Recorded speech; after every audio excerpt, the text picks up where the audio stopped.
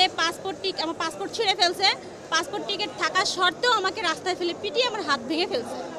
এই কথা শুনে আমরা আসার পরে থানা আমাদেরকে কোনোভাবে দেখা সাক্ষাৎ করতে দেয়নি। উত্তরা পূর্ব থানা। আমরা রাত্রে আপনার 3টার দিকে একবার গিয়েছিলাম বিকালে, আবার রাত্রে 9:30টার দিকে গিয়েছি, আবার রাতে 1:30 বাজে গিয়েছি। যার পরে তারা কোনোভাবেই দেখা সাক্ষাৎ করতে দেয় না। আবার বলছে 40,000 টাকা নিয়ে থানায় যাওয়ার জন্য। ঠিক আছে, 40,000 টাকা হলে তারা ছেড়ে দিবে সকালে। আমরা টাকা নিয়ে থানায় যাওয়া সত্ত্বেও আমাদেরকে কোনোভাবে অ্যালাউ করা হয় নাই। প্লাস আমার শাশুড়িকে, সে তো সঙ্গে এখন এখানে নাই, এমন বাড়ি দিচ্ছে এইখান থেকে এই পর্যন্ত তার একবার জখম হয়ে গেছে পুলিশ।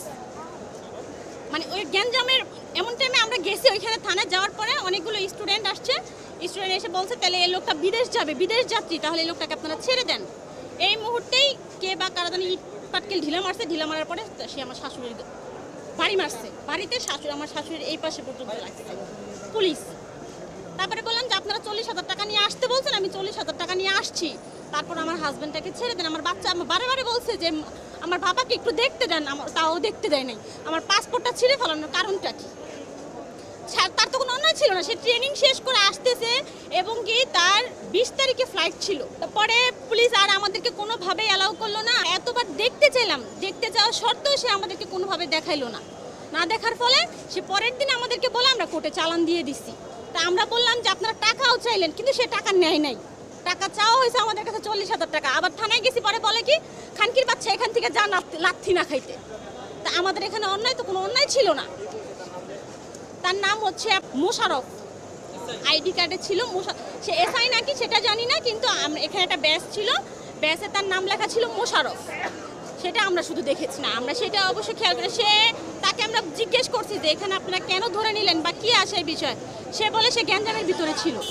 সে যে গ্যাঞ্জামের ভিতরে ছিল, যখন 1:06 তাকে আমরা ফোন দিছি, সে শুধু বললো চারদিকে শুধু ধোঁয়া, আমি কিছু চোখে দেখতেছি না, মানুষ যারাই পাইতেছে তারাই নাকি গুলি করতেছে।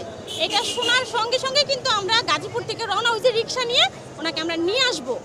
সে নাকি ওইখানে দাঁড়াই ছিল, থানার সামনে দিয়ে আসতেছিল গোলাগুলি দেখে থানার সামনে সে দাঁড়ায় ছিল, যে থানার সামনে দিয়ে গেলে আমি হয়তো বা সেফলি যেতে পারবো।